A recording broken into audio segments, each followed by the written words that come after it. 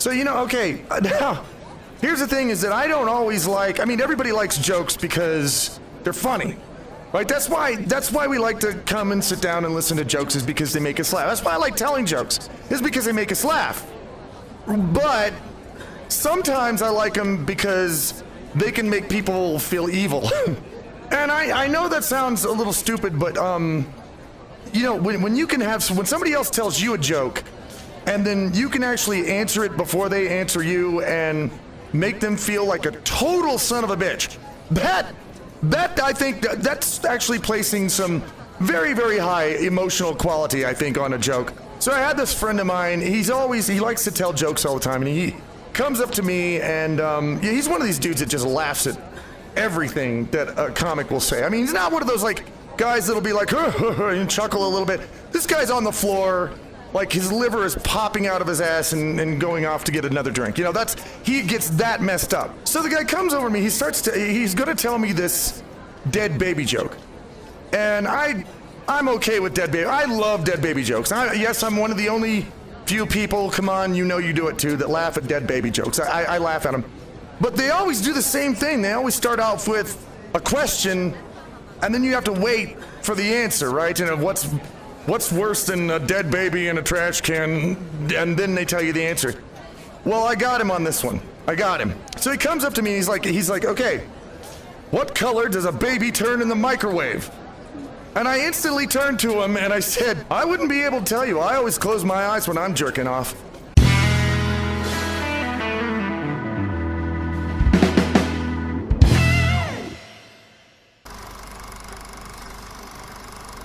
Hey guys, I wanted to show you this place. It's one of my favorite places here. It's called Rars and Nothal Forest. This is a place I come to sometimes, one, because it's really, really colorful. It's got this kind of purple thing going on, which is really neat. There's a lot of things to climb on, but there's also creatures here that I love. Say hello to my dear friend. This is Cedric. I love Cedric. I love him very much. Yeah, eat up. You eat all that purple grass, whatever it tastes like. This is Bosco. He's a big as hell rhino. I don't know what he's doing here. He just seems to be, big. Way up there on the hill, that's Champ. And he's a big elephant. Unfortunately, I don't think there's any way to get to him, but, he just watches over all of us. He's pretty cool. I like him. Oh, there goes Walter. If you see Walter, he's this big, orca in the sky. He goes by every now and then. He's pretty cool. As you can see when you look around, I mean, the place it's very colorful, it's very quiet. It's a really neat place to just chill out. I mean, you can come here and just hang out with your friends, and you can walk on top of things and climb on top of stuff and just have a real good time. Now, she is really hard to find. If you look, now, I have some birds going by. But if you look up there right in the middle, there's a big mama butterfly. I haven't named her yet, but she's surrounded by little butterflies, and I look at her and she kind of helps make my day. Because if there was a butterfly that big, that could totally carry you away.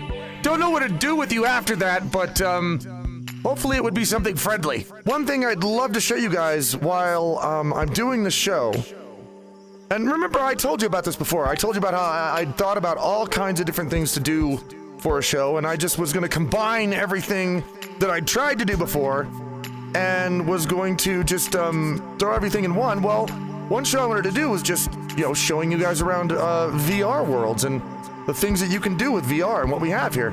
So it's just a calm piece, not much comedy here, but just wanted to show you some of the places around here. This is one of my favorite spots right here because we've got these wonderful rainbow waterfalls over here. I've always loved these things. This is a really nice place to just chill out, and you can look up and just, it's just beautiful. Love the thing. And this is another thing they have right over my head. That, I know it doesn't look like it from under here, but that is a big damn mushroom. If I ate that, I would trip balls from here to Cleveland, okay? I really want to try that. I wonder what it tastes like. This is a big damn flower. It smells like pizza. And if you're really, really careful, then one thing you can do is there's several places around here you can find, and you wouldn't expect them to be here because you just, it's like, wow, there's forest and stuff and woo, and but then you come up here to a place like in the middle of nowhere, and it's like a bunch of rocks and stuff, and you're like, oh, there's nothing up here. This is boring. There's boring things everywhere. And then you find a place like this, where it's just like a little living room in the middle of nowhere, like in the middle of all this whole place, and you can just chill out here. Then you got a place where there's cushions around here and crystals to light up the area, and there's a big TV right here. You can actually stream YouTube and watch videos on that if you want to. Back behind here, you come and look. There's another little place where you can just chill out, and a little cozy area for you and your boyfriend and your girlfriend and also your mom. This is another one of my favorite places on the map. Another one of those hidden places. I'm not going to tell you where it is. That would be cheating. You have to find it yourself. But I'll show you the special thing about this place. Another pretty place, obviously, but when you come up here, you find that there's one awesome thing. There's little kitties! There's little kitties up here! There's little tiny kitties! You can play with the kitties. I love the little kitties in here. What are you doing, little kitty? Are you trying to get at the rum in the barrels? You little drunk! So yeah, this is one of my favorite places. I don't know why. I just love the thing. It's very blue and very purple. It's just very rainbow colored, and it's just, everything is huge. It makes you feel small. I don't know why it's comforting, but for some reason, it really just is. So if you ever get the chance and you're on VR chat, come over to Rars and Nothel Forest and check out all the animals here, hang out, have a good time. Oh, okay, you got to forgive me for this. This joke is dumb. All right, so I wrote this after I got drunk and I woke up later taking a shit in the sink. All right, forgive me for this one, but I gotta say, okay, here we go. Okay, so what do you call a white supremacist at a BLM rally? Well, I don't know about any of you, but the first thing I'd call him is a fucking ambulance. Hey guys, now, normally, this would be where I'd tell you the news. I would actually sit down, well, I wouldn't actually tell you the news. I'd be making fun of the news right here, at least the news since the last episode. But today it's a little different. I wanted to mention that this is the new VR show that I'm gonna do, and I wanted to let you know at first, if you're sitting there thinking, what in the hell are you doing? I don't know yet. I really don't. If you remember, all these shows, all these segments that I'm talking about were bits of show that I'd thought about doing. I'd tried doing a little bit. Some of them worked, some of them didn't. I didn't work on very many of them. So this is still an experiment for me. So I'm not exactly sure what I'm doing yet. I've got an idea. However, I hope that you'll be around to watch this show grow and evolve, because I want to listen to your comments. I want to make sure that that I take those in, and that we try new things, that we do stuff. As you can see, I've already got ideas for skits and segments and things that we can do, subjects that we can go over that I want to talk about. But be patient with me at first, because I still don't quite know what the fuck I'm doing. Now, how long will it be between shows? How often will I make a show? I don't want to tie myself down to that. I really don't, because I feel that if I tie myself down to putting it on a schedule and to bring it out a certain amount of time, some episodes might take me longer to make, and some episodes won't take me as long to make. And so I'm just going to make them as I come up with inspiration and then release them. So I don't know. I'm going to say that I probably do more than one of these a month. Probably, maybe even a few of them sometimes. But I'm just going to let myself go with this, because I think one thing that held me up from doing the shows the previous time was I was too focused on schedules and when I could bring them out and how I did this and when I should record that. And it set me down to the schedule, and I just went, I just kind of all fell apart in my brain. So I'm just going to do these as they come to me, if that's okay. There's going to be other segments that you haven't seen in this show. Other shows may be longer, some may be shorter. I'm not going to stick to a certain time.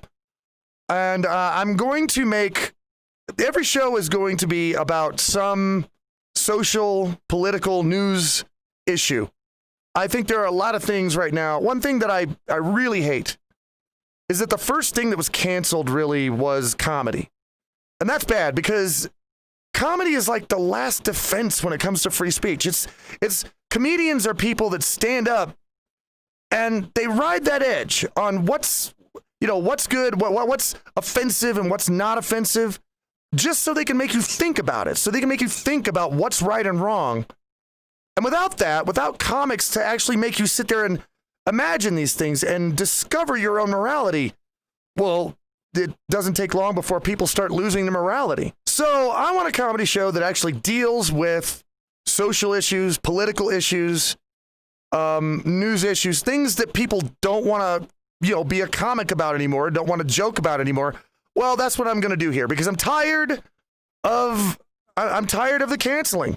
I'm tired of people being canceled. I'm tired of comedy being canceled, and I'm going to do it. I'm just going to do it right here and like this. That's how I'm going to do it. So, I will see you guys here again. From time to time, I will just say that. But we got the rest of the show to get to. So people keep asking me this question, and I don't know why, because they keep, the cops are out there, and they're trying to fight BLM, and BLM's fighting the cops, and people keep asking me, why aren't the cops protesting BLM?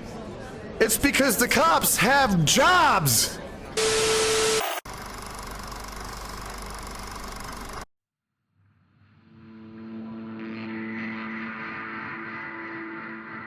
What makes a person's life matter? I mean, what actually is it that makes one person's life matter more than somebody else's? I mean, because let's drop the shit here. We know that while inherently everyone's life matters the exact same, what they do with their life makes them matter more or less in the world. I mean, come on, to say that everybody's life is exactly equal means that Hitler matters as much as Gandhi. And we know that's a load of shit. So what is it? What is the magical element? There's a lot of people out there that think they know what makes a person's life matter more than somebody else's. Because there are people who come up to you right now and they'll get in your face and they'll demand, do you think Black Lives Matter? Well, that makes no sense. Which Black life? I mean, doesn't it matter who the hell they're talking about? But that's not what they want to hear. What they want to hear is all Black Lives Matter. If you don't say that, then damn you for being a racist. Makes no damn sense. It's like them asking which blue-eyed people's lives matter. And if you don't say all of them, then you're, what, ocular phobic or something? Hate all eyeballs?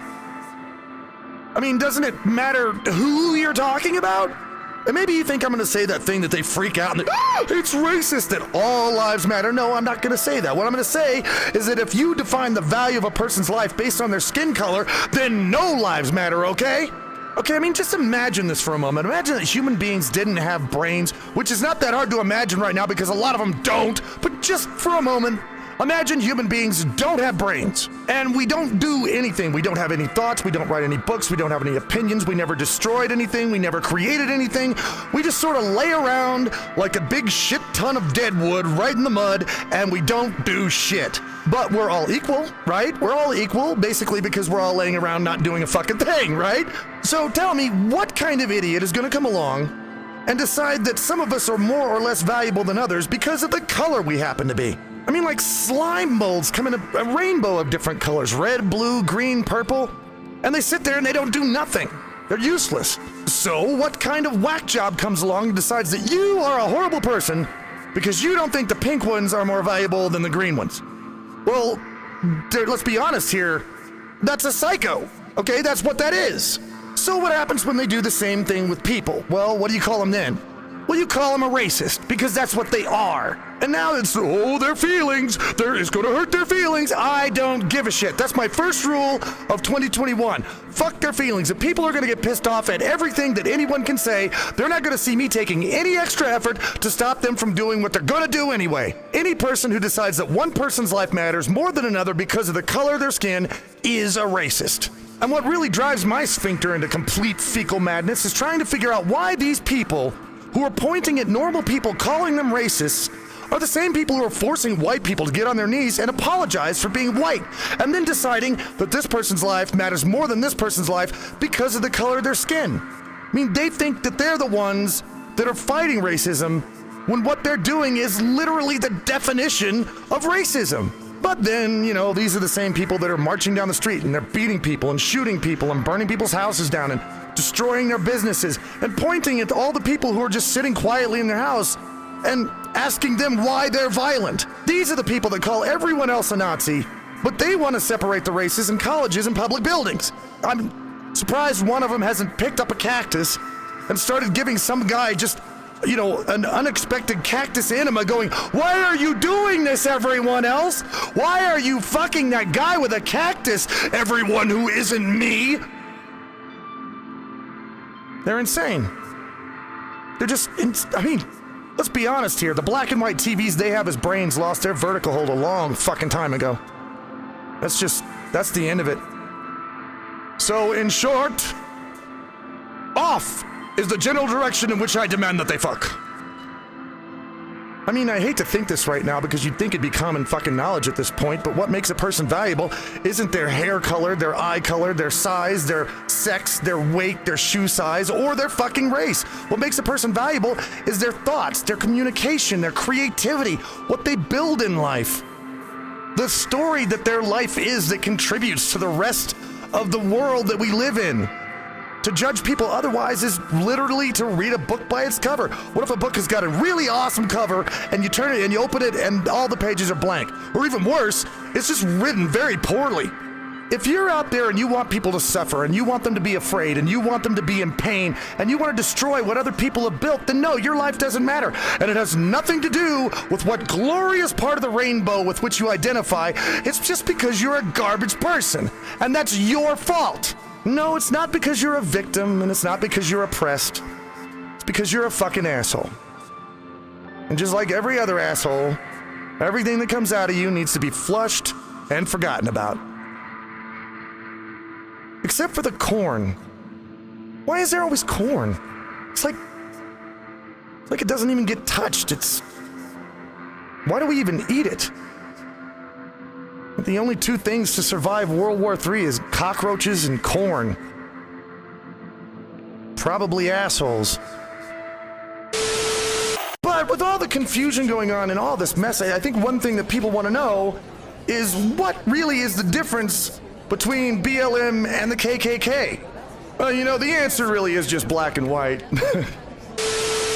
Hey guys, just wanted to remind you real quick that this pandemic has been hard on a lot of people, and that includes your favorite YouTubers. So if you like what I do and you want to see more, head on over to my Patreon at patreon.com/Ranting Gryphon, or if you prefer, I just started up a new Subscribestar at Subscribestar/To The Ranting Gryphon. And if you have a few bucks laying around at the end of the month, I sure could use it. Or if you want to send me an email, which may or may not be read in one of my videos, send it to 2@ranting-gryphon.com and I'd love to read it. Thank you guys for watching, and I'll see you in my next video.